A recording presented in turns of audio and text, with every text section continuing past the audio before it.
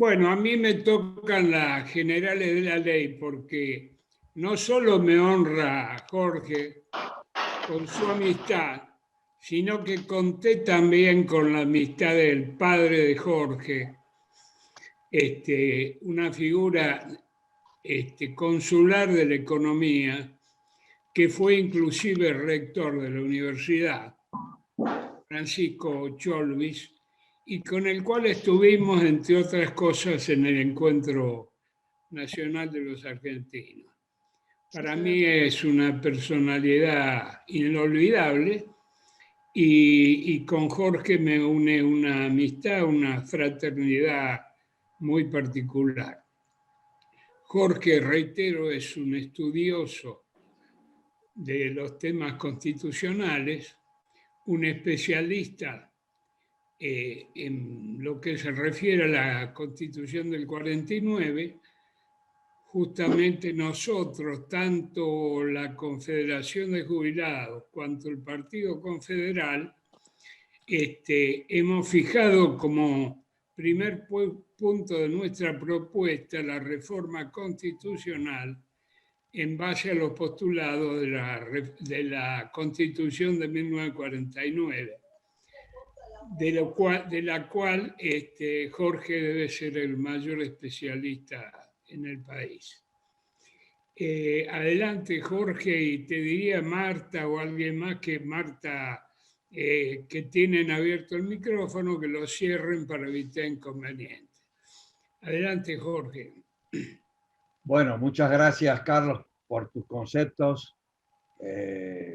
Siempre te admiro por tu lucidez, por tu fortaleza y cómo vas marcando los caminos necesarios para recorrer en nuestro tiempo contemporáneo.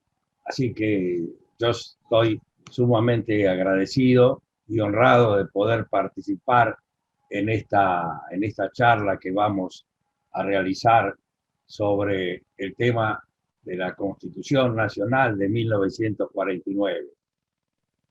Esta Constitución refleja un proceso político, un tiempo que transitó nuestro país, objetivos, valores, principios, y lamentablemente es la gran desaparecida.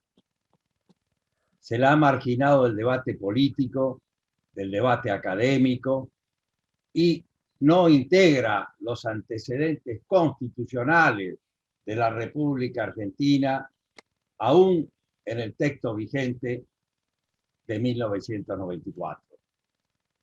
La Constitución Nacional de 1949 está borrada. Por ello, es indispensable traer a nuestro tiempo el debate sobre los principios básicos que tenía dicha Constitución, cuáles fueron las causas que impulsaron su texto, cuáles fueron las consecuencias que dejó para el pueblo argentino en el breve periodo que tuvo vigencia entre 1949 hasta el golpe de Estado de septiembre de 1955, y cómo es indispensable señalar que cuando hablamos de la Constitución Nacional de 1949, no hacemos arqueología constitucional. Cuando hablamos de la Constitución Nacional de 1949, estamos transitando el pórtico hacia una nueva constitución en la República Argentina. Por ello, esta reunión que han convocado la considero de principal importancia. Y por cierto, se habla y se dice bien que es imprescindible las nuevas ideas, transitar los nuevos tiempos, que el mundo está en este tiempo. Pero en realidad esas nuevas ideas, esos tiempos contemporáneos, hay que analizarlos y encuadrarlos en el marco de principios, de valores y de reflejo de los intereses nacionales y populares que deben sostenerse desde el pueblo argentino. Por ello, vamos a señalar brevemente algunos conceptos preambulares antes de ingresar al texto expreso de la Constitución Nacional de 1949. ¿Qué es una constitución? Es lo primero que nos tenemos que interrogar y debemos recorrer y responder. En realidad, una constitución es un proyecto político institucionalizado al más alto rango normativo.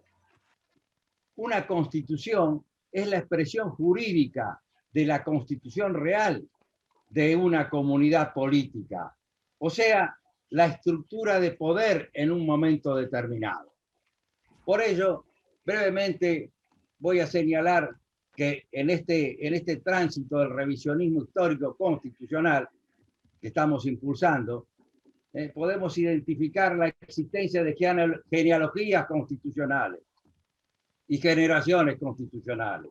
Las genealogías constitucionales son aquellas constituciones que tienen una matriz común, que nacieron a través de distintos procesos sociopolíticos que no puedo desarrollar con extensión debido a la estrechez del tiempo de una charla como esta. Pero sí puedo identificar la genealogía republicana, representativa y federal, por otro lado la genealogía monárquica, unitaria y parlamentaria. Esas genealogías cruzan, recorren los tiempos de distintos países, pero a su vez en el interior de cada uno de los países. Pero a su vez debemos señalar la existencia de generaciones constitucionales. Esas generaciones constitucionales son como cortes horizontales en los tiempos históricos y en la vida que recorren los pueblos. Así como tenemos esa generación de constituciones de fines del siglo XVIII, podemos identificar a la generación de constituciones de mediados del siglo XIX, la de Argentina en 1853, por cierto, pero también la de México de 1857.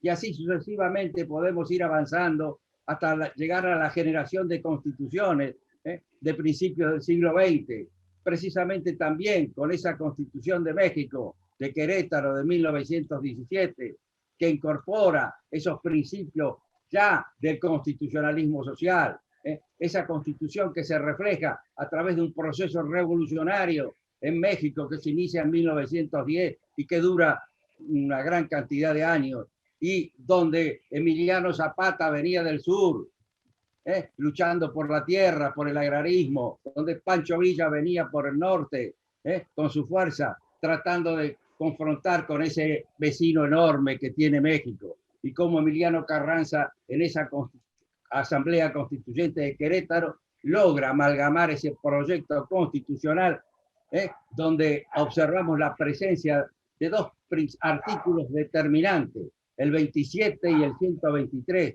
donde aparece el tema de la tierra, el tema del obrero, esas nuevas problemáticas que los pueblos debían resolver y que precisamente México lo estaba logrando, y que después ya llega con la nacionalización del petróleo en la década del 30 y la lucha de esos patriotas mexicanos que fueron el vértice de ese proceso revolucionario. Pero también en Europa, aquí que 2 años después, la Constitución de Weimar comienza a incorporar ese constitucionalismo social. Bueno, así podemos llegar a otras generaciones más cercanas, como precisamente son las que surgen luego de la tremenda guerra mundial, y a su vez la resolución de ese conflicto da nacimiento a dos instancias que quizás en otro momento las podemos señalar con más precisión. Las instituciones de Bretton Woods en 1944, allá en ese pueblito de New Hampshire, donde nacen esos organismos financieros internacionales, el Fondo Monetario Internacional, el Banco Mundial, la Organización Mundial de Comercio, el Banco de Basilea, y después nace, poco tiempo, las instituciones de Naciones Unidas. Todo ello merecería un desarrollo específico de cómo debemos incidir en la reformulación tanto de los organismos financieros internacionales como de las instituciones de las Naciones Unidas. cuando ese poder imperial que tiene la facultad de veto, tanto en el Fondo Monetario Internacional a través de su 16,5% que incide en todas las resoluciones más determinantes, o esa presencia en el Consejo de Seguridad, que tiene ese poder de veto único acompañado por otros, pero a veces, como en estos días, se ha ejercido el poder de veto de Estados Unidos en ese Consejo de Seguridad con relación al cese del fuego, con relación a la lucha del pueblo palestino. Y a su vez, como la Asamblea General de las Naciones Unidas queda reducida a un mero espacio declamativo, declaratorio, que refleja las expresiones de la mayoría de las naciones del globo. Por ello, esto merecería un temario especial y merecería también tener presente lo que el comandante Chávez expresó en el ámbito de la Asamblea General en el año 2005 con relación a la reformulación de las instituciones de las Naciones Unidas. Pero llegamos a este tiempo y vamos a hablar de la Constitución del año 49. Las Naciones Unidas, en la Declaración de Derechos de diciembre de 1948, incorpora una serie de principios en ese tiempo donde confrontan países que han triunfado en esa Segunda Guerra Mundial y donde ya se observan nuevas concepciones jurídicas y nuevas manifestaciones y respuestas expresas sobre el derecho de los pueblos. Este aquí que la Constitución, la República Argentina, a los pocos meses, el 11 de marzo de 1949, pone al país en el primer plano del derecho constitucional, de ese constitucionalismo social que refleja la dignidad humana y la felicidad de los pueblos. Por ello, la Constitución es un proyecto político institucionalizado al más alto rango normativo. Y ese concepto de Constitución, debo señalar que en realidad tiene dos facetas: la jurídica formal, escrita o estática, y la constitución real, sociológica, dinámica, que es el ámbito donde dirimen su prevalencia los distintos sectores sociales y políticos, que según cuál sea el que predomine, así será el resultado, tanto en lo que se refiere al texto escrito como otra cuestión trascendente, la interpretación constitucional. Esto lo vemos hoy día, el problema con gran claridad de lo que está ocurriendo en la República Argentina. Por ello, esa constitución escrita refleja necesariamente esas expresiones de la constitución real, ese ámbito donde dirimen su prevalencia los factores internos y externos que rigen en una comunidad política. Así es que la Constitución Nacional de 1949 comienza a transitar esas nuevas generaciones del constitucionalismo social que ahora vamos a dar con más precisión. Pero también existieron y existen otros caminos, otras generaciones constitucionales que es indispensable tener en cuenta el porqué y por qué debemos avanzar, como bien dice Carlos, hacia una reforma o hacia una nueva constitución. Así es que en la década del 70, a través de ese consenso de Washington y esas ideas predominantes de Margaret Thatcher, de Ronald Reagan, avanza ese neoliberalismo que está llegando a su máxima expresión en nuestro tiempo contemporáneo y deja a las poblaciones sumidas de carencia de acceso a los derechos humanos básicos. Por ello, esa generación, a través de las concepciones del consenso de Washington, va poniendo en marcha la generación de constituciones proclives al neoliberalismo. Y es el instrumento por el cual los sectores que predominan y que tienden a frenar el desarrollo y el progreso de los pueblos utilizan esos textos y esas concepciones, esas interpretaciones. Tal es así que tampoco esos procesos en lo interior de los pueblos nacen así por sorpresiva presencia. No, no, son tiempos, duran, van generando las condiciones para instalar esos procesos. Así es como en nuestro país, no puedo desarrollarlo con tanta extensión, pero sí quiero señalar que en 1987, en una de las reuniones que se hacían acá en Buenos Aires, con la presencia de Sir Alan Walters, asesor de Margaret Thatcher, ya se impulsaba esa concepción de ese neoliberalismo que después queda insertado en la Constitución proclive a esas políticas como es la de 1994. Pero no fue la única la Argentina. También la primera de ellas fue la de Colombia, 1991. Hoy vemos la lucha del pueblo colombiano por esas consecuencias que le ha traído ese ordenamiento jurídico constitucional. También vemos antes la constitución del dictador Pinochet y cómo el pueblo chileno hoy día está luchando por una nueva constitución en la senda hacia una asamblea constituyente para definir cuál será el marco jurídico constitucional del pueblo chileno. Y así podemos definir con precisión los procesos sociopolíticos de los pueblos, puesto de que en realidad los procesos sociopolíticos e históricos de los pueblos se reflejan en los ordenamientos jurídicos constitucionales. El derecho es un producto histórico. El derecho refleja ideologías, refleja políticas, refleja necesidades. Y en tanto y en cuanto esos pueblos luchan, en realidad están en la senda hacia lograr el gran objetivo de toda comunidad política, que es precisamente el logro de la justicia social y de la felicidad del pueblo.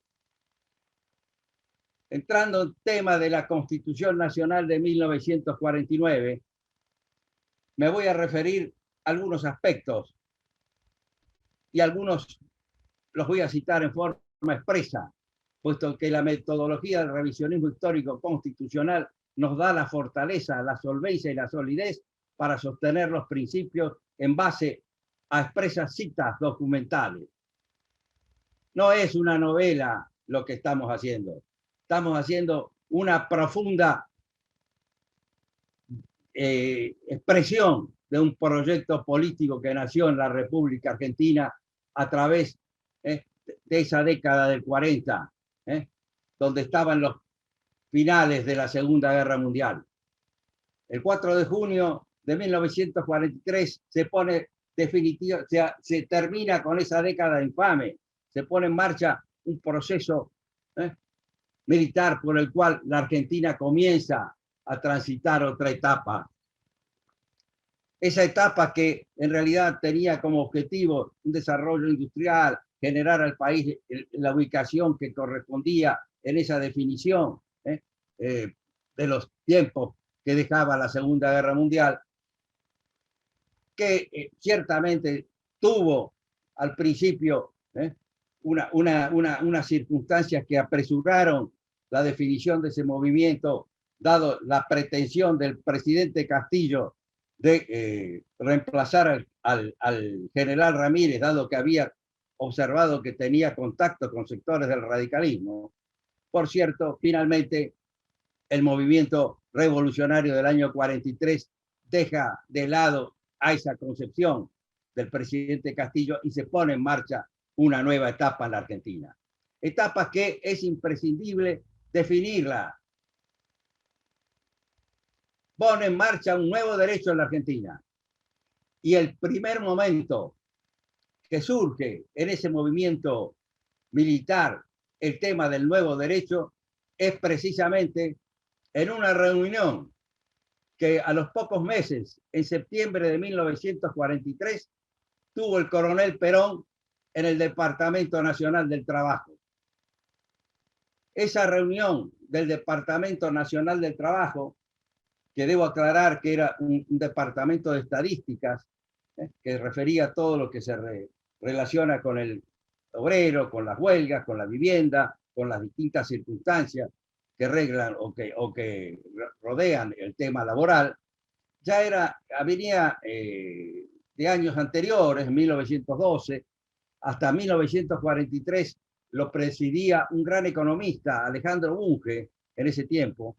Falleció, pero nos dejó Alejandro Bunge el libro Una nueva Argentina, donde desarrolla con precisión la problemática que el esquema demoliberal de 1853 agroexportador había dejado a la Argentina, con ese macrocéfalo que existe alrededor del puerto de Buenos Aires, y a su vez que a medida que se va alejando del puerto, se va encontrando más miseria y más subdesarrollo.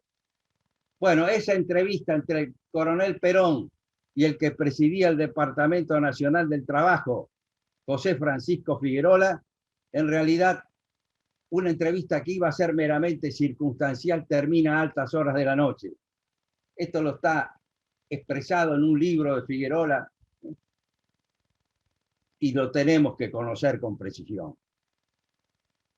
Esa entrevista señala a Figuerola el impacto que le dejó al coronel Perón. Lo que más le impactó fue el estado social en que se encontraban las clases trabajadoras en la República Argentina. Por ello, no es casualidad que también a los pocos meses, en noviembre, ya no era más Departamento Nacional del Trabajo, era Secretaría Nacional de Trabajo y Previsión, a donde se pone en marcha ese nuevo derecho en la República Argentina. Derecho que se había esbozado por algunos pensadores, pero no se había podido concretar. A través de esas políticas que Perón pone en marcha en la Secretaría Nacional de Trabajo y Previsión, es el inicio de ese tiempo social en la República Argentina. Y es indispensable también tener presente cómo esa lucha por consolidar esas ideas llevan al gran movimiento que fue la presencia del pueblo organizado en distintas ciudades del país, en Buenos Aires y en otras provincias, el 17 de octubre de 1945, que no es solamente un hecho histórico para recordar, hacer una remembranza de esa lucha de los obreros movilizados en pos de la libertad del general Perón y en pos de sostener la vigencia de esas conquistas sociales que ya estaban siendo efectivas en nuestro país. En realidad, el 17 de octubre es la gran base de la Constitución Nacional de 1949, puesto que es el gran cambio que se produce en nuestro país en el ámbito de la Constitución real, donde aparece la presencia del pueblo y del movimiento obrero organizado en sostén de esa nueva concepción política, social, cultural y jurídica. Pero además de los derechos que se fueron efectivizando desde esa Secretaría Nacional de Trabajo y Previsión, es indispensable tener presente que ya Perón, y esto voy a hacer una cita textual para que no se crea que es una elucubración mía. En julio de 1945, Perón ya sostenía, y fíjense, presten atención, la actualidad que tienen estos conceptos en nuestro tiempo contemporáneo.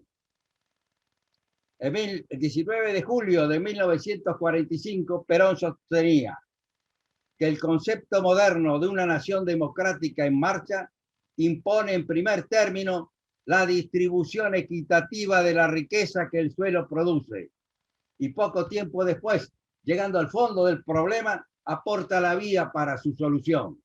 1945. Para ello, decía Perón, debemos ir pensando en la necesidad de organizar nuestra riqueza, que hasta ahora está totalmente desorganizada, lo que ha dado lugar que hasta el presente el beneficio de esa riqueza haya ido a parar a mano de 4 monopolios, mientras los argentinos no han podido disfrutar siquiera de un mínimo de riqueza. Decía Perón, esa riqueza se ha perdido por falta de organización. ¿Y quién ha de organizar la riqueza?, preguntaba. Esa riqueza se ha perdido por falta de organización. ¿Y quién ha de organizar la riqueza? Los monopolios, pregunta. Se habla de economía dirigida. Y yo pregunto, decía Perón, ¿dónde la economía es libre? Cuando no la dirige el Estado, la dirigen los monopolios, con la única diferencia de que el Estado lo puede hacer para repartir los beneficios de la riqueza entre los 14 millones de argentinos, mientras los monopolios lo hacen para ir engrosando los inmensos capitales de sus casas matrices allá lejos en el extranjero. Esto prácticamente luego está reiterado por Perón en la presentación del primer plan de gobierno de 1947-1951. Allí, en sus primeras palabras, dice Perón, en 1810 fuimos libres políticamente. Es indispensable que seamos económicamente independientes. Y para ello, en esa presentación del primer plan quinquenal, la República Argentina, a través del pensamiento de Perón, conocía la importancia de crear las bases económicas para el bienestar general y el acceso a los derechos. Ello fue a los pocos tiempos de que la República Argentina, a través de un proceso electoral, el 24 de febrero de 1946, diera legitimidad y legalidad al movimiento revolucionario del 4 de junio de 1943, en un proceso electoral que llevó al presidente Perón a la primera magistratura de la República. Por ello, el tema constitucional en realidad no nace de un día para otro, nace de la lucha de los pueblos, de profundizar un debate político y de tener unos sectores dirigentes acordes a los grandes objetivos de un pueblo. Por ello es indispensable rescatar estos conceptos del general Perón. Pero también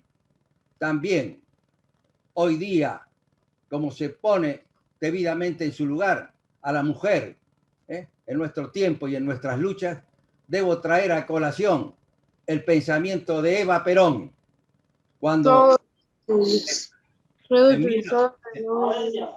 en 1948 Eva Perón, en la sede de la CGT, les llegó a decir a los dirigentes sindicales la importancia de consolidar estas conquistas sociales, estos derechos que estaba gozando el pueblo argentino a través de esas políticas.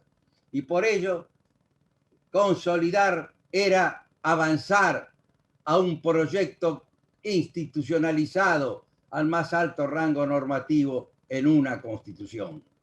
Y ello también reflejaba ese pensamiento de Eva Perón de que cada necesidad refleja un derecho. Y esto lo vemos hoy con toda precisión. Las carencias que está teniendo no solo el pueblo argentino, sino distintos pueblos hermanos y del mundo a través de este capitalismo financiero globalizado en su máxima expresión, con esta economía que mata, esta economía de Descartes, como bien señala el Papa Francisco.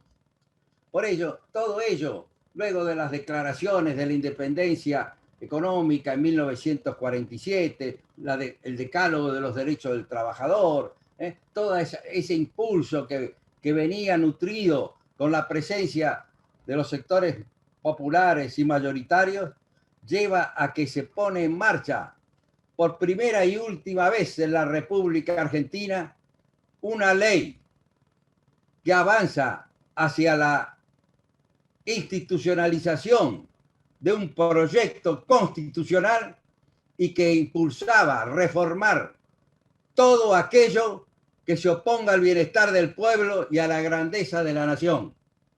Esos principios están en la que fue la ley 13.233 que convocó a esa Asamblea Constituyente. Lamentablemente no podemos tener el tiempo para desarrollar las circunstancias del desarrollo de esa Asamblea, pero sí, a través de esa Asamblea es cuando el pueblo argentino logra institucionalizar el 11 de marzo de 1949 ese nuevo proyecto constitucional. Pero antes, la ley es del año 48, debemos tener presente también el otro gran discurso del presidente Perón al abrir las sesiones del Congreso Nacional el 1 de mayo de 1948, anunciando esa nueva constitución, la necesidad de institucionalizarlo. Decía Perón: la reforma de la Constitución Nacional es una necesidad impuesta por la época y la consecuencia de una mayor perfectibilidad orgánica e institucional.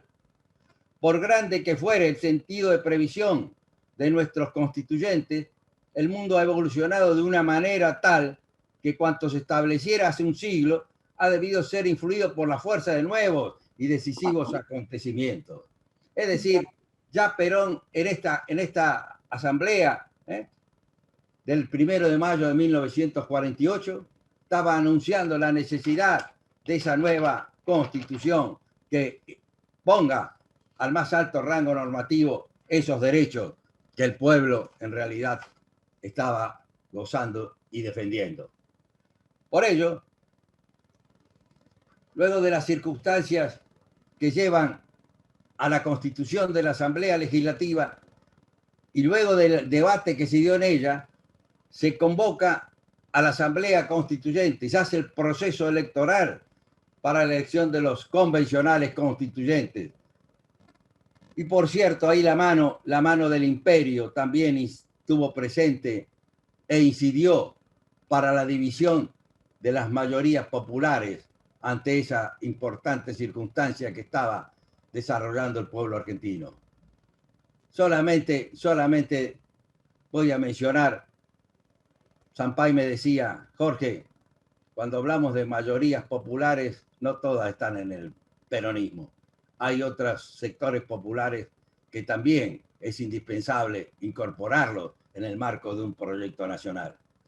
Y cómo incidió el imperio solamente me lleva a graficar cómo la Unión Cívica Radical dejó de lado ese programa de 1945, antes del 17 de octubre, por supuesto, de la localidad de Avellaneda, el programa de Avellaneda, donde tenía principios trascendentes, progresivos y que avanzaban en la senda que finalmente tuvo la Constitución Nacional de 1949. Lamentablemente, por circunstancias políticas personales e intereses dogmáticos y económicos, se divide a las mayorías populares y el radicalismo se retira de la Asamblea por una serie de circunstancias que no voy a poder desarrollar. Pero la Asamblea Constituyente se pone en marcha y debo resaltar también estos conceptos del presidente Perón del 27 de enero de 1949 a los convencionales constituyentes. Decía Perón: en el orden interno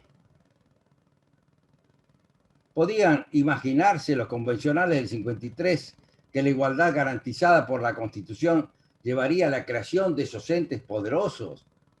Pensaron que los pueblos del país serían reducidos a esta especie de condición de parias, obligándolos a formar una clase social pobre, miserable y privada de todos los derechos, de todos los bienes, de todas las ilusiones y de todas las esperanzas.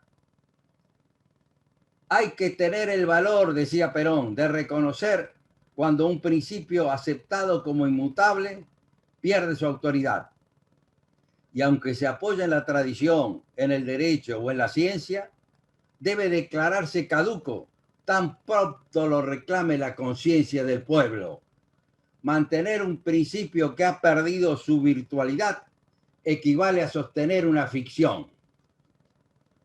Así se pone en marcha el debate de la Asamblea Constituyente, donde se expresaron importantes discursos, importantes preceptos, en especial continuando el debate que hubo en las cámaras del Congreso de la Nación sobre la legalidad de la convocatoria a la Asamblea Constituyente. Distintos convencionales constituyentes dieron su opinión. Y en especial están los 5 grandes informes que hace Arturo Enrique Sampay como miembro informante de la mayoría de los sectores que impulsaban ese nuevo proyecto. Así es que se logra la sanción de la Constitución de 1949. Ahora vamos a ver después la arquitectura filosófico-política y técnico-jurídica de esa Constitución.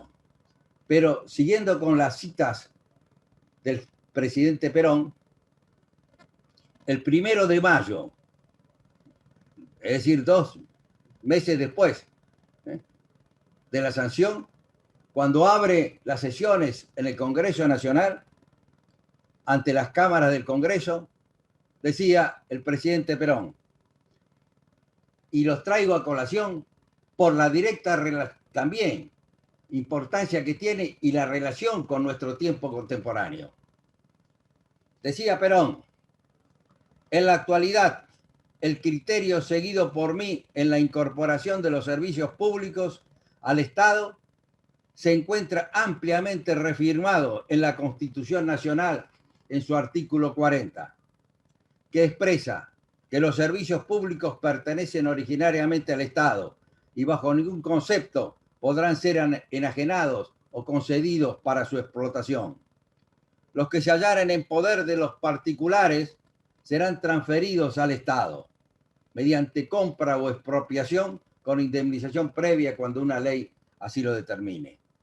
Sobre la base de este precepto constitucional transcripto, mi gobierno procederá a recuperar oportunamente para la nación los servicios públicos que todavía se encuentran en poder de empresas particulares.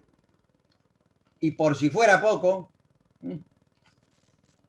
en otro mensaje de Perón, que lo dirigió expresamente a Arturo Enrique Sampay en una carta dirigida, le señala que en su pensamiento, en su presencia en los informes, está la gran interpretación y el sentido político constitucional de las normas que se han sancionado. Por ello, la Constitución Nacional de 1949 es el gran corte histórico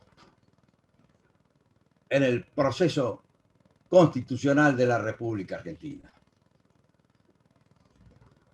Deja de lado ese proyecto demoliberal del siglo XIX que impulsaba los sectores cuando en esa instancia del mundo el capitalismo todavía se hallaba en la faz concurrencial del desarrollo. Es así que esa Constitución de 1853 en realidad refleja esos medios y objetivos para desarrollar el sistema capitalista liberal en esos tiempos, cuando todavía no había ingresado a su fase orgánica o imperial en su máxima expresión. Los medios, y acá voy a hacer una breve referencia a Juan Bautista Alberdi, que también está oculta por la historiografía y por el pensamiento jurídico dominante en los sectores que pretenden frenar el desarrollo político del pueblo argentino con una nueva constitución. El pueblo argentino en su senda tiene esa meta y esas vías, como luego después lo vamos a señalar.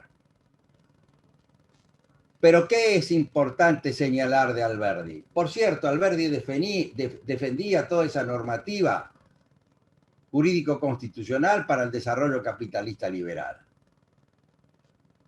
Pero en su concepción historicista, Alberdi tenía claro dos cosas: que lo que estaba estableciendo eran los medios e instrumentos para el desarrollo capitalista liberal agroexportador.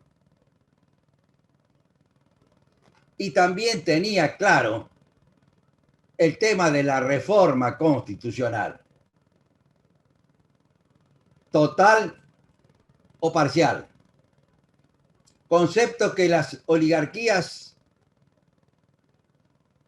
vacunas o diversificadas de nuestro tiempo contemporáneo siempre han tratado de evitar de que se avance en la senda de una nueva constitución y pongan todas las limitaciones posibles para que ello no ocurra. ¿Y qué decía Alberdi que se oculta? Voy a desarrollar una circunstancia fortuita que ocurrió en la Asamblea Constituyente de 1852-54.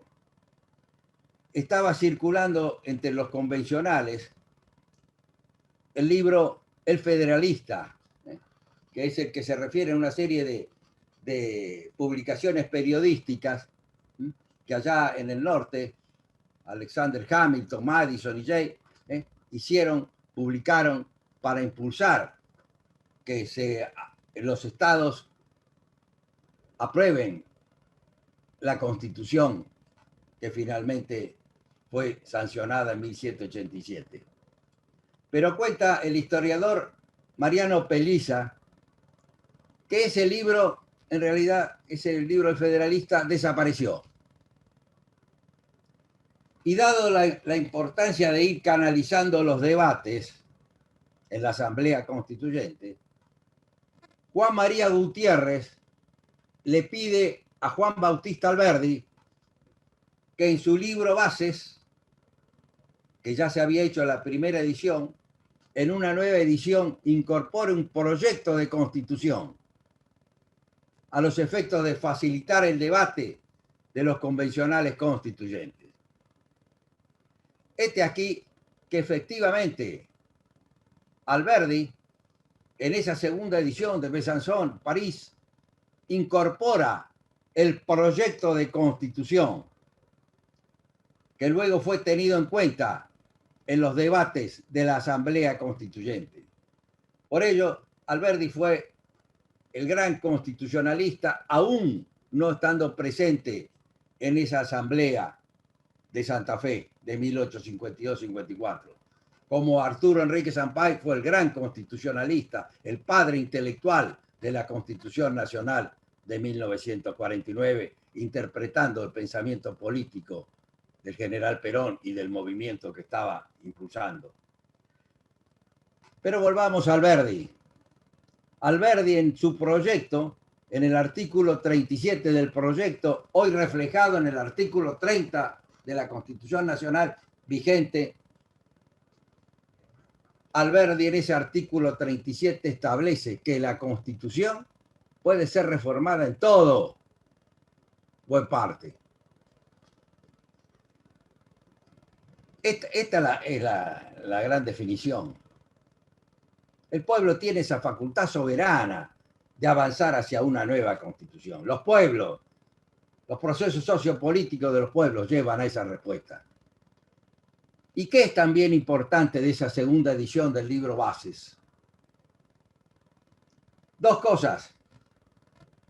La advertencia de Alberdi en la primera página, 2 párrafos, y la nota aclaratoria del artículo 37. Alberdi decía en la advertencia que en realidad este libro no debía haberse tenido ese nombre, Bases y punto de partida, sino que el nombre que debía haber tenido ese libro es Medios de Libertad, Orden y Engrandecimiento para las Repúblicas Americanas de Origen Español. Eran los medios que estaba impulsando Alberdi y ese proceso político constitucional. Y que, por cierto, era la garantía de libertad, seguridad, etcétera, etcétera, que están establecidas en la Constitución. Y en la nota aclaratoria de ese artículo 37 establece precisamente que la reforma de la Constitución puede ser total o parcial, puesto que la reforma de la Constitución es un medio de orden y de progreso. Por eso Alberdi incorporó el tema de la reforma constitucional en la parte dogmática de la Constitución y no al final en la parte orgánica, que generalmente los otros textos constitucionales, tanto antiguos como contemporáneos, tienen establecida la parte de la reforma al final. La incorpora en la parte dogmática, puesto que la reforma es un medio de orden y de progreso. Aquí que el esquema demoliberal de 1853 está inserto todavía y sigue siendo utilizado por sectores del poder económico-financiero para llevar adelante una interpretación jurídica constitucional acorde a defender sus intereses y del statu quo. Por ello, el gran corte histórico de la Constitución Nacional de 1949, y así lo reflejaba Sampay en la Asamblea Constituyente, y así lo reflejó después en su libro Introducción a la Teoría del Estado, fueron los medios e instrumentos que la Constitución Nacional de 1949 incorporó para hacer efectivo el goce de los derechos humanos básicos del pueblo argentino. Por ello, la primera parte dogmática de esa Constitución Nacional de 1949 ya no es solamente una dogmática demoliberal proclive a un proyecto agroexportador. No, se divide en cuatro grandes capítulos. Las formas de gobierno, la primera parte, los derechos y garantías de la libertad personal, y el capítulo tercero, en lo que se refiere a los derechos especiales, como así está establecido en la Constitución, del trabajador, de la ancianidad, de la familia, de la educación y de la cultura. Y el capítulo cuarto es precisamente el que se refiere a la función social de la propiedad, al Estado, a la economía, a los servicios públicos. A esos son los instrumentos, los medios necesarios para hacer efectivos los derechos. Ahí están reflejados los distintos objetivos que se fija el pueblo argentino en cuanto a los derechos y los medios e instrumentos. Eso que señalaba antes cuando mencionaba a Perón sobre la necesidad de crear las bases económicas para el goce efectivo de los derechos. Esta es la gran discusión.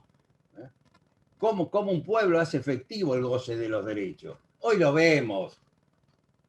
No por casualidad tenemos estas circunstancias de enorme cantidad de poblaciones en la marginación, en el desempleo, en la carencia de los más elementales derechos humanos básicos.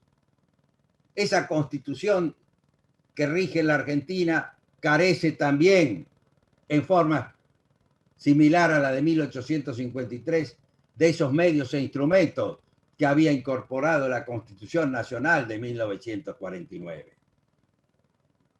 Es menester que se tenga en cuenta esta cuestión. Las normas de política económica constitucional que debe institucionalizar el pueblo argentino al más alto rango normativo para hacer efectivo el goce de los derechos. Por ello, el proyecto político es el que hay que debatir. Y esas tres grandes banderas que tenía la Constitución Nacional de 1949, en su preámbulo, en su pórtico, la soberanía política, la independencia económica, la justicia social y la cultura nacional, no son meras banderas retóricas. No, no son solo eso.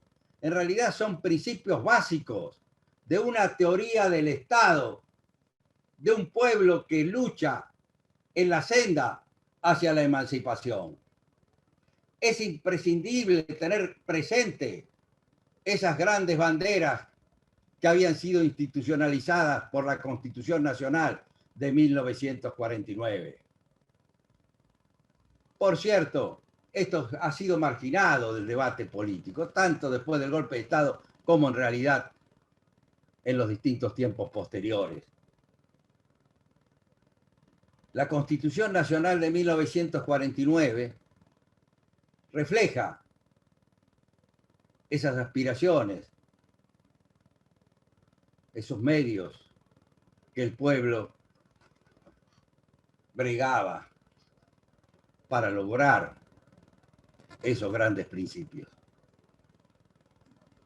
Voy a hacer mención solamente en forma rápida de cómo ya la Constitución del año 49, no solo en lo que se refiere a los derechos que vamos a ver del capítulo 3, sino que ya incorporaba principios que hoy día son para tenerlos en nuestro tiempo contemporáneo, como debate a nuestra problemática actual, en lo que se refiere al tema de los ríos, de la vía navegable troncal, de los puertos, de la industria naval, de la marina mercante, cómo la República Argentina no tiene marina mercante, cómo la República Argentina no puede controlar la navegación de sus ríos, cómo la República Argentina no puede controlar el comercio exterior. Estas son las carencias por las cuales el pueblo argentino va perdiendo el producto del trabajo social. Esas riquezas que, como bien señalaba Perón, viajan hacia el extranjero, hacia sus casas matrices de los monopolios, allá lejos, en el extranjero. Las carencias son las que quedan en el pueblo argentino. Voy a hacer algunos ejemplos nada más.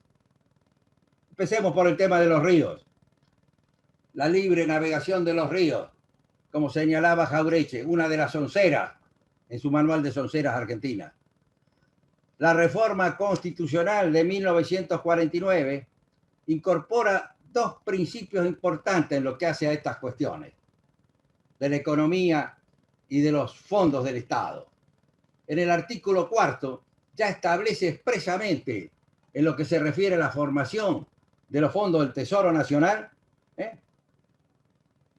que serán de la propia actividad económica que el Estado realice, los servicios que preste, es decir, eso que ya después, ahora vamos a ver en los artículos 38, 39, 40, esas actividades hace a los fondos que debe tener el Estado, fondos que hoy día está mendigando la República Argentina y está perdiendo las riquezas, no solo a través del contrabando, no solo a través de la subfacturación, sobrefacturación, todo eso que vemos todos los días y que ustedes conocen perfectamente.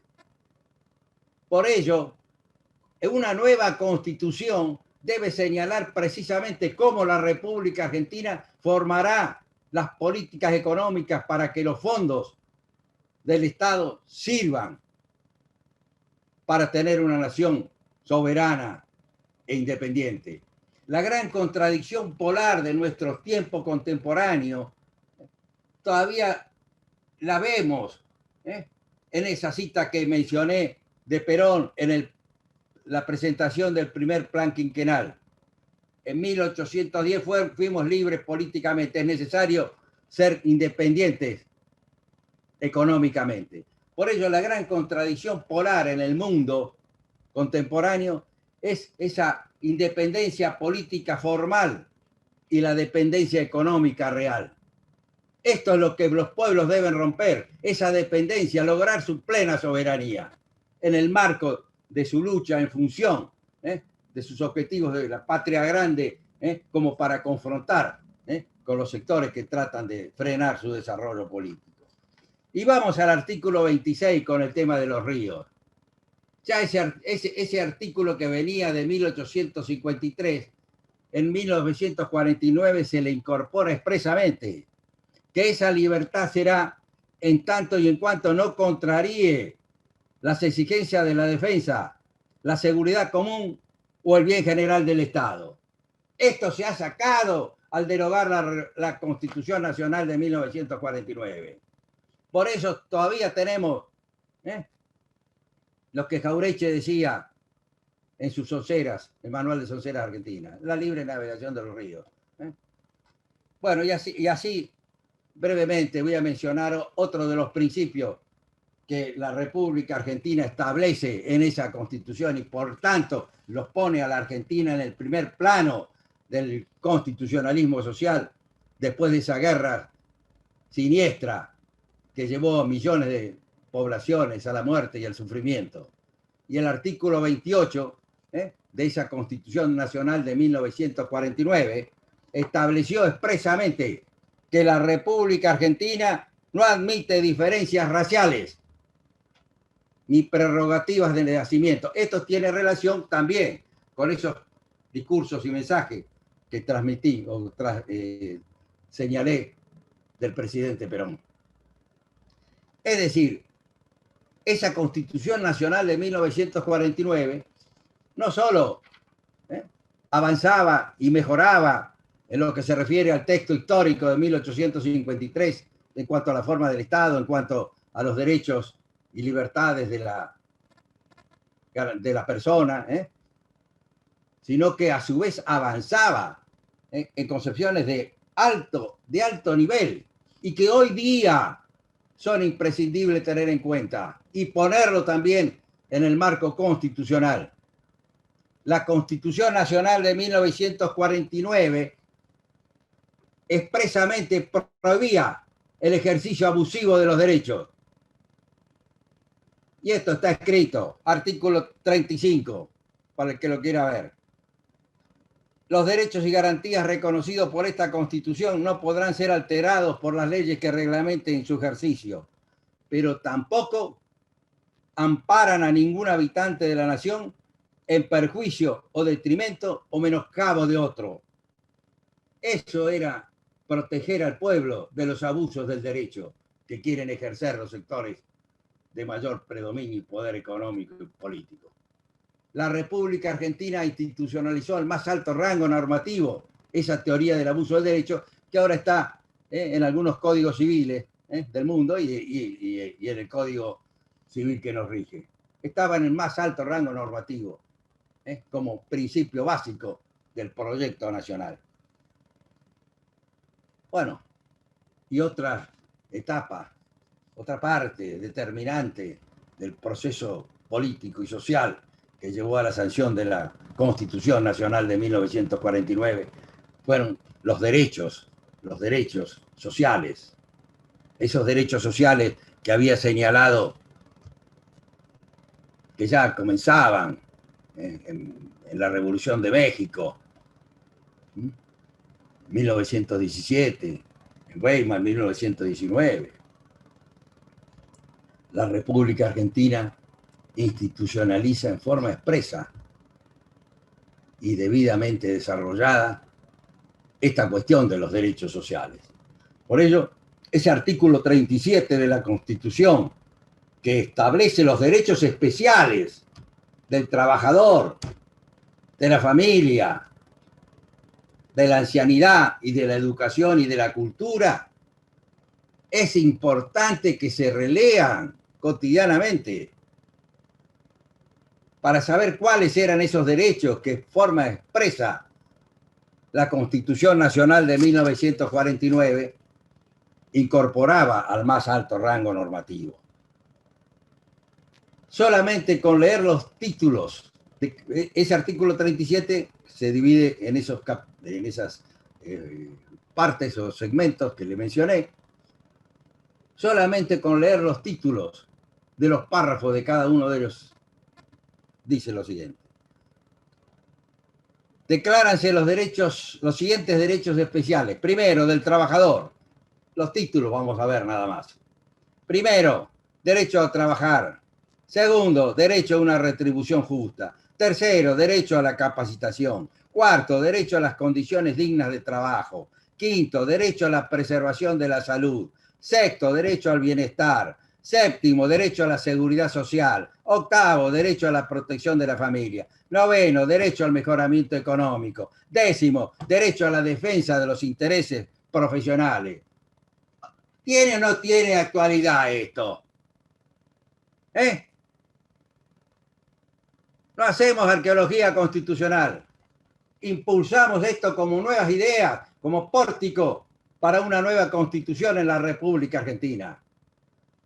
Y así también los derechos de la familia, en lo que hace al bien de la familia, a la protección del matrimonio y a todo esto que la nutre como cédula común de la comunidad organizada. Y en la tercera parte tenemos lo que se refiere a los derechos a la ancianidad. También lo vamos a mencionar solamente con el título de cada uno de esos párrafos, que es menester volverlos a leer. Dice lo siguiente: primero, derecho a la asistencia. Segundo, derecho a la vivienda. Tercero, derecho a la alimentación. Cuarto, derecho al vestido. Quinto, derecho a la salud física. Sexto, derecho al cuidado de la salud moral. Séptimo, derecho al esparcimiento. Octavo, derecho al trabajo. Noveno, derecho a la tranquilidad. Décimo, derecho al respeto. Esto está escrito en la Constitución Nacional de 1949. Es solo ver nuestra realidad contemporánea para ver las carencias en cuanto hace a todos estos derechos que estamos señalando. Es indispensable que se profundice el debate político constitucional en la República Argentina. No son meramente cuestiones formales o de letrados. Esto hace a cuestiones de alta política que el pueblo argentino debe tener la participación necesaria y protagónica. Y la última parte de este artículo 37 son los que se refieren a los derechos de la educación y de la cultura. Ya en el preámbulo hablaba de promover la cultura nacional. Y por cierto, lo desarrolla expresamente en ese capítulo cuarto del artículo 37, en lo que hace a la educación, tanto primaria como secundaria y como universitaria. Esa necesidad de elevar la conciencia política y jurídica del pueblo para que no le vendan estas mentiras, este fake news, esta lawfare que estamos sufriendo hoy día, a la necesidad de la formación política del pueblo argentino como defensa ante esta metástasis que le crean al pueblo a través de la colonización cultural, que es la gran arma que tiene el enemigo, el imperio, para impedir el desarrollo económico, político y social de los pueblos. Y así llegamos a los instrumentos, a los medios, por el cual el proyecto nacional institucionalizado el 11 de marzo de 1949, en su capítulo cuarto de esa primera parte, se refiere a la función social de la propiedad, al capital y a la actividad económica.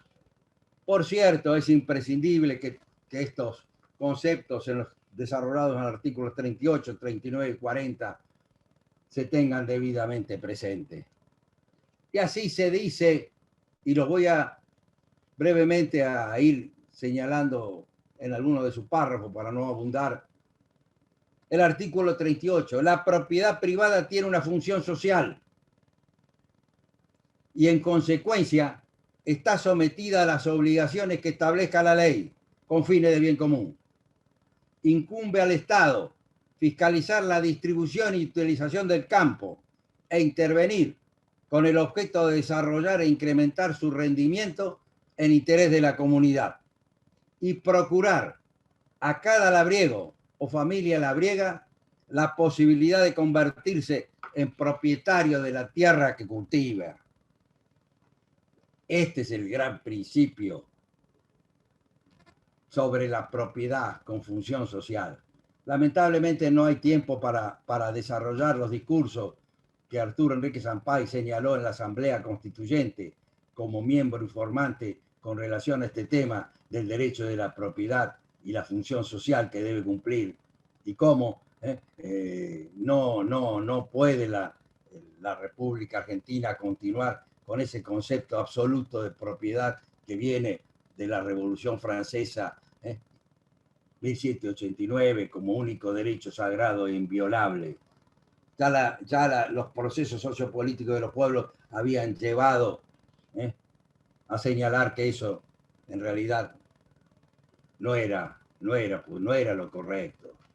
También no puedo llegar a tener el tiempo necesario como para mencionar cómo las distintas encíclicas, desde la primera, Rerum Novarum, del 15 de mayo de 1891, ya incorpora un nuevo concepto sobre el derecho de propiedad.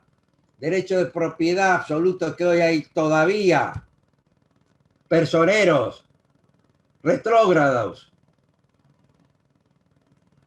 que inciden para que en la Argentina se restablezca ese derecho absoluto de minoritarios sectores que siempre estuvieron usufructuando la riqueza del pueblo argentino y marginando los derechos de nuestro pueblo. Otro tema de gran actualidad. El artículo 39. ¿Qué dice el artículo 39? Brevemente, el capital debe estar al servicio de la economía nacional y tener como principal objeto el bienestar social. Sus diversas formas de explotación no pueden contrariar los fines de beneficio común del pueblo argentino. Esto se debe saber. Esto debe ser bandera de lucha para que se cumpla el objetivo de una comunidad política organizada, que es la justicia social y la felicidad del pueblo. Y así llegamos al artículo 40, que como bien decía Scalabrini, ahí está la pata del borrego del problema del golpe de Estado, que después ya brevemente voy a mencionar qué ocurrió con la Constitución del año 49.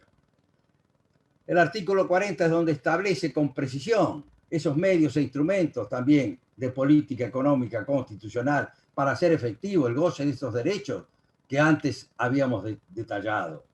Y dice así: la organización de la riqueza y su explotación tienen por fin el bienestar del pueblo dentro de un orden económico conforme a los principios de la justicia social. Esto está establecido al más alto rango normativo en la Constitución Nacional de 1949. Y así establece la presencia del Estado en el proceso económico a través de los servicios públicos, y cómo a su vez regla, define el ámbito de la propiedad y de la actividad del Estado y aún de la actividad privada. Y establece lo siguiente, que la debemos tener en cuenta hoy día cuando hablamos de los precios y de la formación monopólica de los precios y cómo están impulsando el aumento de los precios y la inflación en perjuicio de los derechos del pueblo argentino. La Constitución Nacional de 1949, después de señalar el desarrollo y la actividad privada, dice lo siguiente: toda actividad económica se organizará conforme a la libre iniciativa privada, siempre que no tenga por fin, ostensible o encubierto, dominar los mercados nacionales, eliminar la competencia o aumentar usurariamente los beneficios. ¿Les trae alguna relación con nuestro tiempo? Evidentemente, sin duda. Por ello está ocultado todo este debate. La Constitución Nacional de 1949 es la gran desaparecida. Y aún sigue el artículo 40 y nos trae otro tema de gran actualidad. Y es el que se refiere a los servicios públicos y a los recursos naturales. Dice la Constitución Nacional de 1949 en su artículo 40: los minerales, las caídas de agua, los yacimientos de petróleo, de carbón y de gas y demás fuentes naturales de energía, con excepción de los vegetales, son propiedad imprescriptibles e inalienables de la nación, con la correspondiente participación en su producto que se convendrá con las provincias.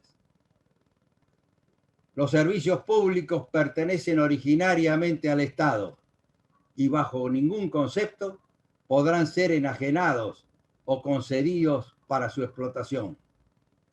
Los que se hallaren en poder de particulares serán transferidos al Estado mediante compra o expropiación con indemnización previa cuando una ley nacional lo determine. Y el último párrafo del artículo 40 es creación propia del pensamiento constitucional argentino, puesto que no existía ninguna otra constitución. Nace del pensamiento de Arturo Enrique Sampay y de otros como Jorge del Río, Scalabrini y otros que han tenido contacto con el maestro Arturo Enrique Sampay. Y es el que se refiere al precio de la expropiación de esos bienes que están en manos de empresas particulares y en gran parte extranjeras. Y establece con precisión que el precio de la expropiación será el costo de origen, menos las amortizaciones que toda empresa hace cotidianamente con relación a los bienes que se van, digamos, depreciando con el tiempo, y menos también de todas aquellas ganancias excesivas que esas empresas hayan logrado en perjuicio de la comunidad. Acá está la incidencia del golpe de Estado en 1955. Y esto lo voy a ver brevemente después que haga una cita concreta para que no se piense que es una novela que uno está desarrollando o creando nuevos pensamientos porque surgen del aire. No, no. Estas ideas tienen un sostén. Son valores, principios, concepciones políticas y que en base a ellas, por cierto, la actualizaremos a nuestro tiempo contemporáneo, como también el propio Perón ya lo había señalado en 1972 y como ahora brevemente también después voy a señalar. Por eso, voy a leer un párrafo de Sampay, que es la síntesis expresa de lo que fue la Constitución Nacional de 1949. Esto lo desarrolló en su libro Constitución y Pueblo, como él decía en su prólogo, el alfa y omega de la ciencia política, la Constitución y el pueblo. Y en ese libro, 1973, que debo decir porque estoy orgulloso, fue editado por mi padre en una editorial que con esfuerzo había constituido, la editorial Cuenca, que era el apellido de mi abuela. Y ese libro, Constitución y Pueblo, en realidad es la obra máxima que encontramos en el marco de la ciencia política y en el tema constitucional. Ahí decía Sampay, con relación a la Constitución Nacional de 1949, que es la síntesis que voy a señalar para entrar a los porqué de la derogación y del golpe de Estado del 55.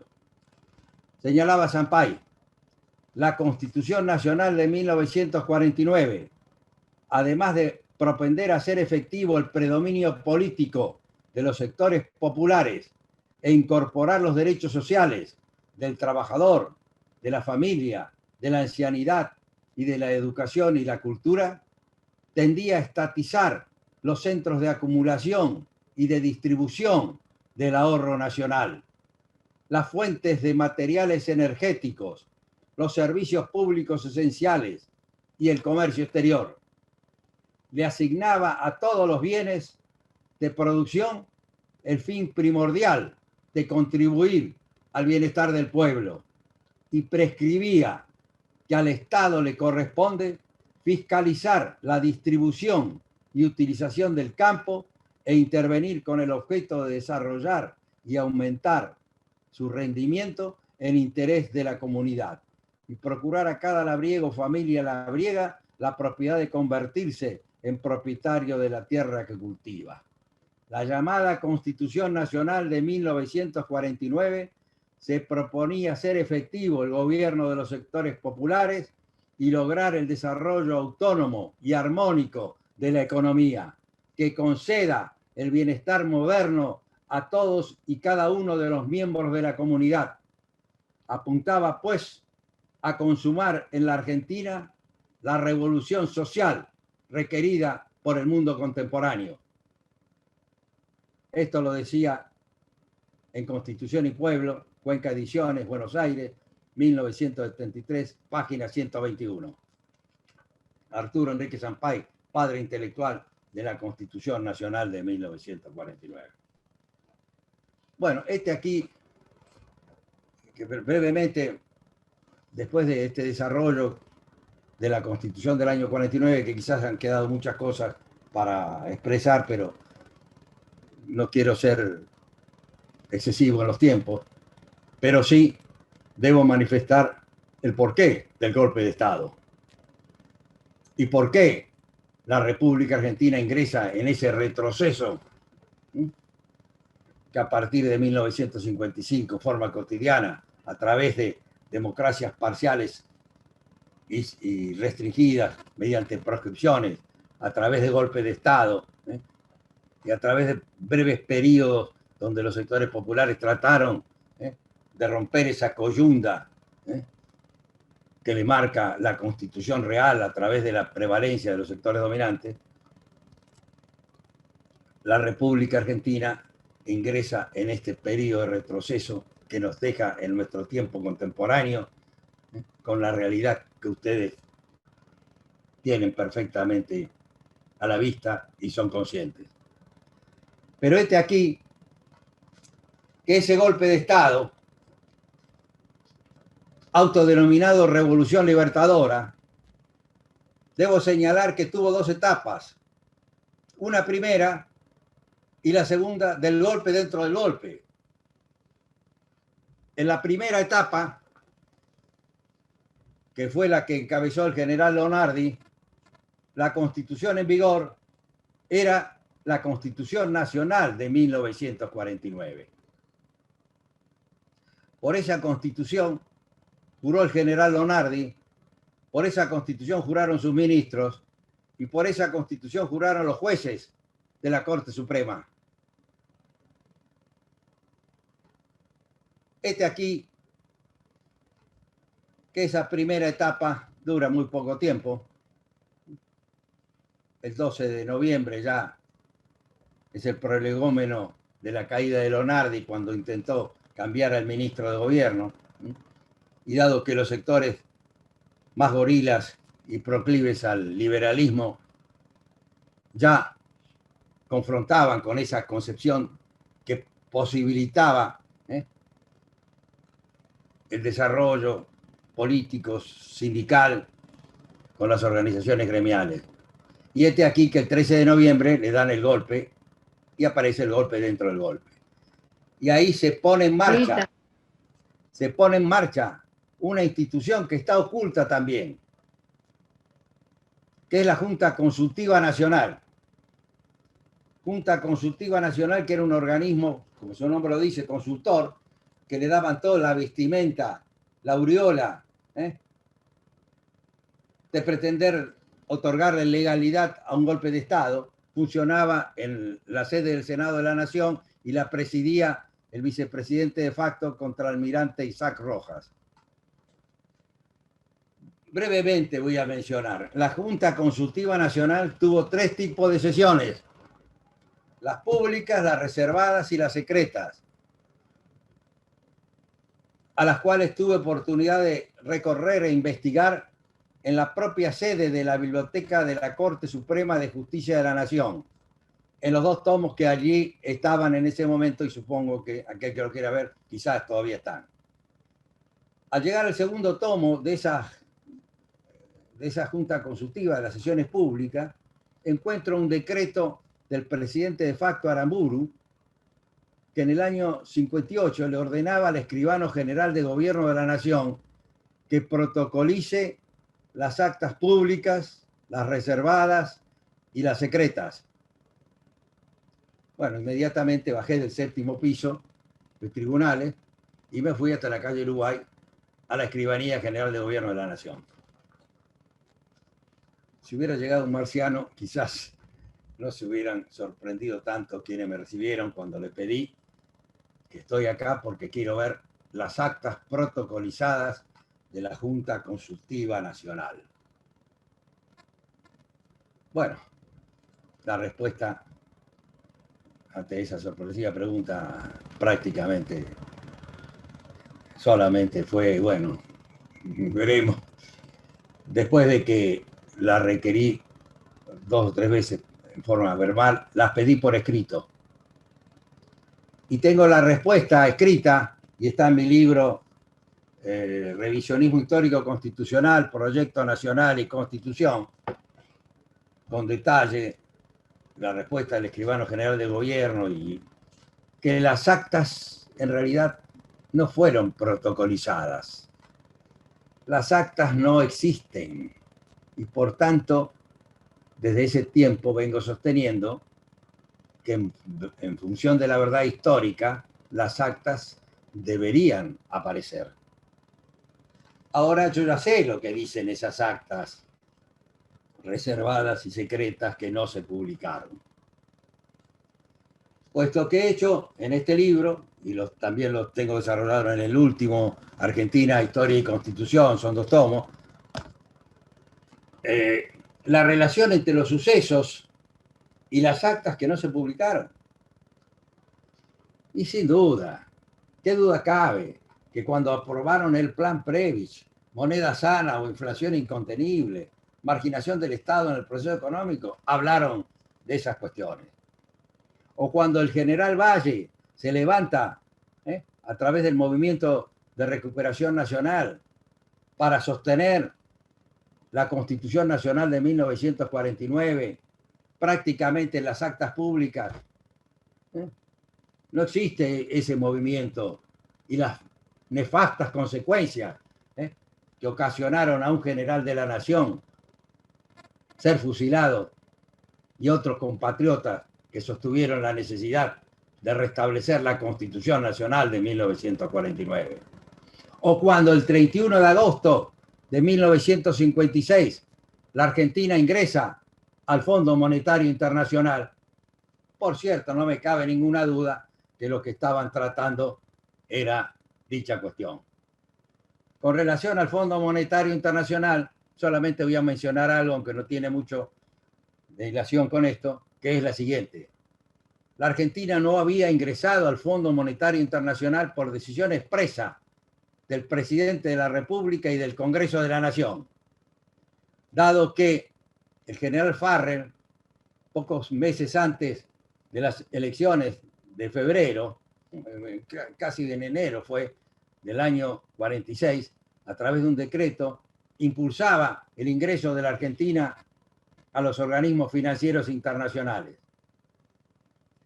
Aquí que el presidente Perón, como en realidad corresponde para darle hilación y continuidad y legalidad a todos los decretos que había sancionado el gobierno de facto desde el 4 de junio de 1943, envía ese decreto de Farrell en el marco de los decretos del Ministerio de Relaciones Exteriores para que el Congreso lo acepte o lo rechace. Como no se tomaba la decisión, y en mi libro tengo el decreto, el mensaje de Perón expreso, con cita del diario de sesiones, donde está, que le pidió y le expresó los motivos por los cuales sostenía que la Argentina no debía ingresar al Fondo Monetario Internacional. Este aquí que el ingreso de la Argentina al Fondo Monetario Internacional fue en 1956, en 1957, el actual problema del Club de París. Todo tiene que ver con todo. El asunto es cómo se analiza, cómo se pone en conocimiento, cómo se pone en debate. Bueno, solamente voy a mencionar dos cuestiones sobre la Junta Consultiva porque no quiero abusar del tiempo. La Junta Consultiva en realidad recibió al principio, el 18 de noviembre ingresa al plan económico, los dos planes que tuvo, el plan económico y el plan institucional. El 18 de noviembre ya ingresa el plan económico, que luego termina siendo aprobado y yo en el día que le voy a mencionar. Y a los pocos días comienza el plan institucional que ingresa por una nota que envía el vicepresidente de facto contra el almirante Isaac Rojas a través del consejero Coromina Segura. Esa nota la tengo desarrollada también en mis libros. Pero sintéticamente dice así, les pregunta a los consejeros, el vicepresidente de facto, a pesar de que todos habían jurado por la Constitución de 1949, que era la Constitución en vigor, la pregunta era, ¿existe una Constitución en la Argentina? Y en su caso, ¿cuál es? ¿La de 1853 o la de 1949? Y en su caso, ¿cuáles las facultades que tiene el gobierno de facto para darse su propio estatuto? Bueno, ahí inicia la supraconstitucionalidad de facto, que no voy a tener tiempo de desarrollar de los otros golpes de Estado de 1966 y 1976, con las nefastas consecuencias para el pueblo argentino. Bueno, esa nota también está publicada en las sesiones públicas, así que no es invento. Aquel que la quiera ver está publicada, es la verdad histórica. Bueno, y me voy a referir también a 3 días de la Junta Consultiva Nacional para no alargar demasiado esto. 25 de abril, 26 de abril y 27 de abril. El 25 de abril se estaba debatiendo en la Junta Consultiva Nacional el tema de las empresas de electricidad, que en su momento eran la CADE y la CHADE, que estaban en el sur y en el norte del puerto de Buenos Aires, que todavía siguen con otro nombre. Y el que hablaba era el consejero Horacio Tedi, de la Democracia Progresista. Y ante las circunstancias concretas, sostuvo la necesidad de avanzar hacia la expropiación de esas empresas de electricidad. Este aquí, que el que presidía esa reunión era el capitán ingeniero ministro de Industria y Comercio Álvaro Alzogaray. Y lo interrumpe y le dice, pero señor consejero, ¿en qué constitución está pensando? Porque una cosa es la constitución del 53 y otra la del 49. Y lo importante es la indemnización. Claro, la del 49 tenía el artículo 40. Esta importante norma constitucional que se había sancionado en la Argentina. Bueno, ese día no resuelven nada. Al día siguiente, 26 de abril, se aprueba el plan Previs, moneda sana o inflación incontenible, plan de restablecimiento económico, extranjerización de la economía, privatización en marcha, pérdida efectiva de esas normas de política económica que estaban en la Constitución del 49. Y ello estaba reflejado en el otro instrumento que impulsó esa Junta militar, que fue las directivas básicas del 7 de diciembre del 55, en donde abrían la senda a esa concepción del neoliberalismo o el liberalismo reinante en ese tiempo. También que venían de otros consultores externos que la tomaban como panacea y la traían a nuestro tiempo, a nuestras tierras. Esas directivas básicas es las que fueron la base del bando militar que se sanciona el 27 de abril de 1956, por el cual se deroga a la Constitución Nacional de 1949. Ahí está la gran cuestión del por qué se deroga a esta Constitución.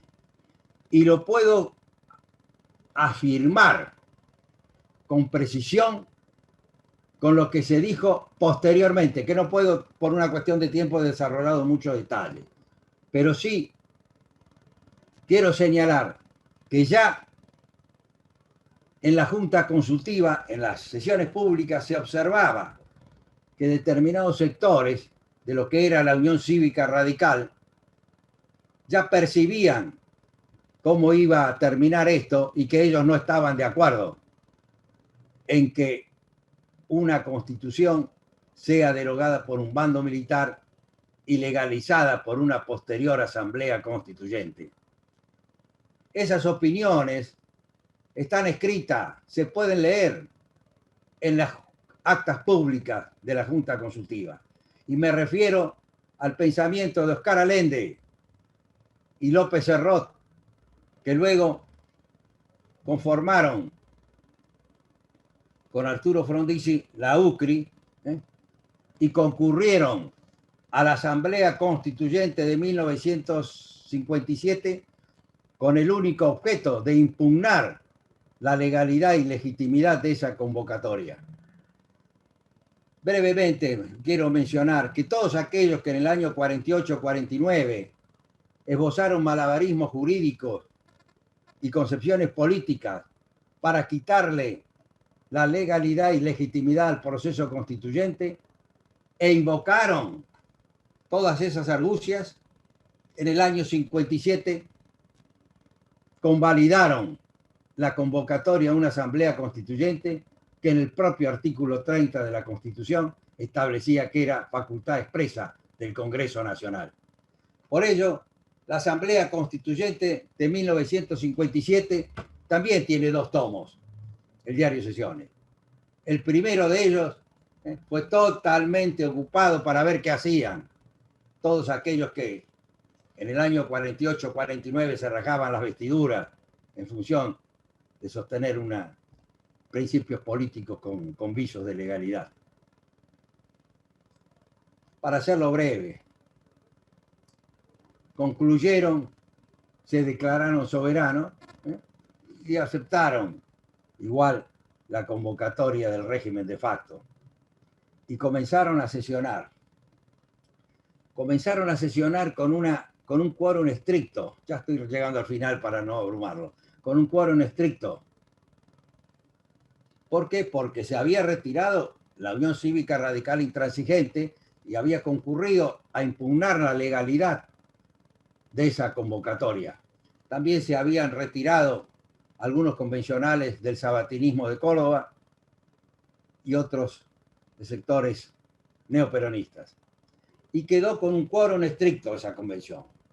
Después de señalar que comenzaban a sesionar en la convocatoria que le había hecho el régimen de facto, solamente sancionan ese artículo que hoy se conoce como 14 bis, pero que en realidad fue 14 nuevo, porque la propia Asamblea Constituyente no pudo aprobar los diarios de sesiones de esa Asamblea Constituyente.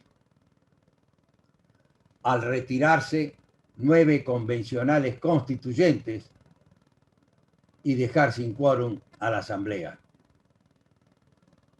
Por tanto, me voy a referir al por qué se retiraron y está escrito. Aquel que lo quiere ver, le voy a dar la cita donde está lo que digo. Pero antes voy a hacer una mención de Sampaio, que es indispensable que se la conozca. Ya Sampaio advertía desde Montevideo, exilado, ante esta convocatoria a esa Asamblea Constituyente. Decía lo siguiente: en esa nota que se publicó en varios lados y que Sampaio, como mercante, había sido el presidente de la Asamblea, la publica con el nombre de mercante, pero luego se conoce y se afirma que es de él. Decía Sampaio, y miren la claridad y cómo la visión política permite antever el resultado de los procesos sociales y políticos, no por casualidad, sino por percepción, por conceptos, por valores. Decía Sampaio, en suma, y esto antes de la convocatoria a la Asamblea Constituyente, ¿no? Decía Sampaio, en suma, lo que se quiere crear es una apropiada estructura jurídica para que el plan Prevish pueda deslizarse sin tropiezo. Y ello es así porque semejante plan económico que pretende retrotraer la República Argentina a su anterior situación colonial no puede conciliarse absolutamente con la reforma constitucional de 1949, que instituye una política defensiva de los derechos del pueblo y de la economía nacional. Una de ambas debe regir la suerte del país. Por consiguiente, si se consuma la proyectada reforma constitucional, volverían el hambre y la desocupación a enseñorearse de la clase trabajadora argentina y se aniquilará la industria nacional. Está escrito. Fragmentariamente lo publicaron Resistencia Popular y Azul y Blanco de Buenos Aires, y después lo reiteró Arturo Enrique Sampaio en su última obra póstuma, Las Constituciones Argentinas, 1810-1972, que publicó la editorial Eudeva, y también en la Constitución Argentina de 1949 que publicó editorial Relevo. Acá está ya señalado el porqué de esa asamblea constituyente y de esa derogación por un bando militar. Pero aquí, que tengo otras pruebas que es indispensable que se conozcan y que no están en el debate constitucional, en el debate académico, en la enseñanza jurídica. El primero que avanzó hacia la derogación de la Constitución Nacional de 1949 fue un profesor de Derecho Constitucional, Juan González Calderón, formador de enorme cantidad de abogados, en una conferencia que dio en la Facultad de Derecho de Buenos Aires en diciembre de 1955. Ahí ya impulsaba esa idea de derogar a la Constitución Nacional de 1949. Un profesor de Derecho Constitucional.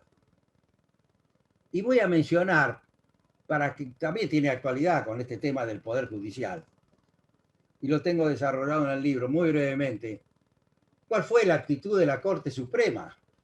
¿Qué hizo la Corte Suprema? Que la Corte Suprema había jurado por la Constitución del 49. ¿Qué hizo la Corte ante el bando militar? Solamente uno de los jueces, el juez Vera Vallejo, renunció por una cuestión ética y moral que no le permitía cometer el delito de perjurio por haber jurado por la Constitución y convalidar ese bando militar.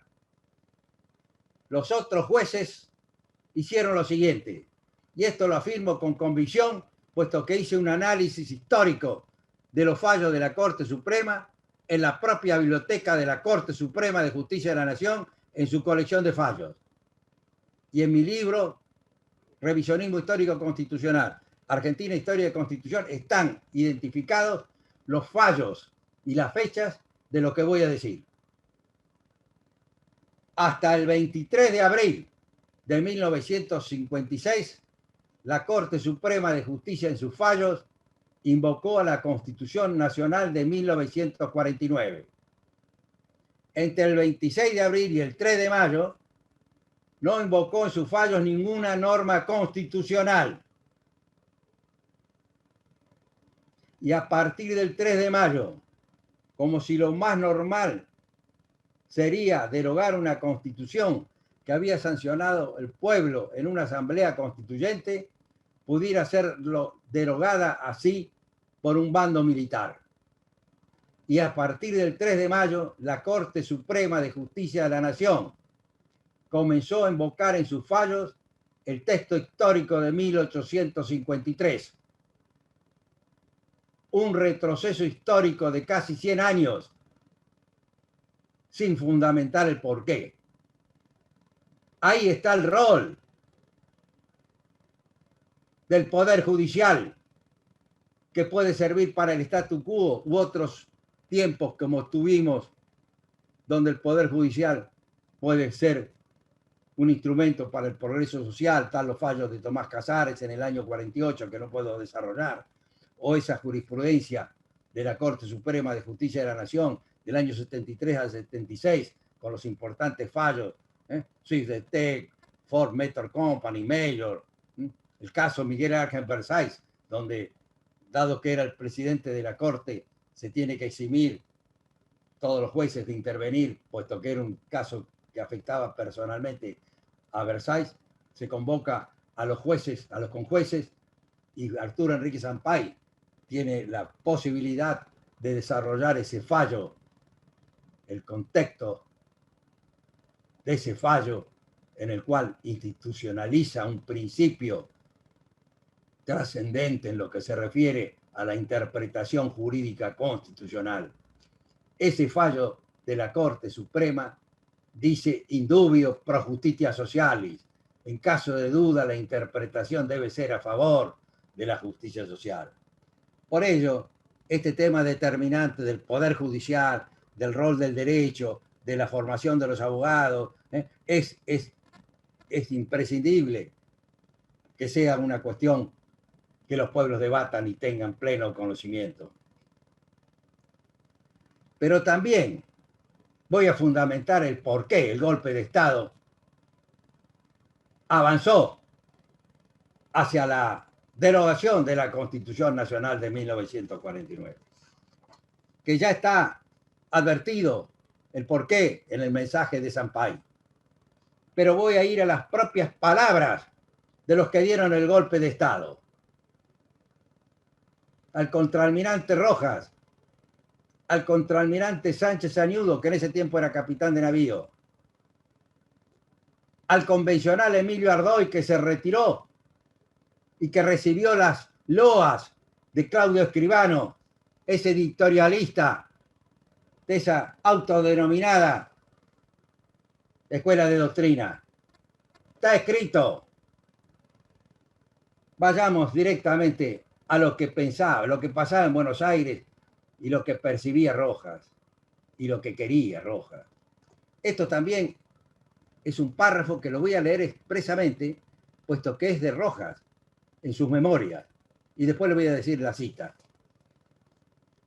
Decía Rojas en sus memorias: esa convención, es decir, la de 1957, comenzó su trabajo y debía dedicarse únicamente a ciertos puntos que se le habían señalado, pero comenzó a modificar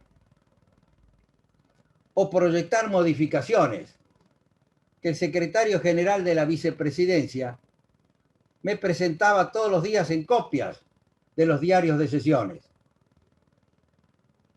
Esta documentación se la mostraba, dice Rojas, al general Aramburu, quien no le daba demasiada importancia.